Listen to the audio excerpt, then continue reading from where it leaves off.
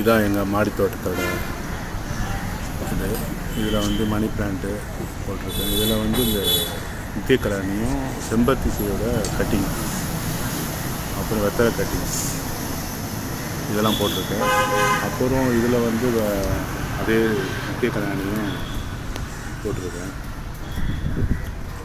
அப்புறமேட்டு பார்த்திங்கன்னா பட்ரோஸ், இது வந்து புதினா செடி, இது வந்து மல்லிப்பூ, குண்டு மல்லி சொல்லுவாங்க.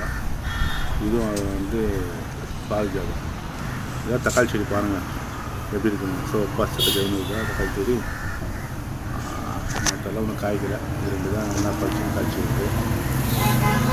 அப்புறம் பார்த்திங்கன்னா இது எல்லாமே தக்காளி செடி தான். தக்காளி செடியில் இதுலேயும் பழுத்து இருக்குது. 15 தக்காளி இருக்கும். அப்புறம் இது வந்து புதினா, கொத்தமல்லி, இதுலேயும்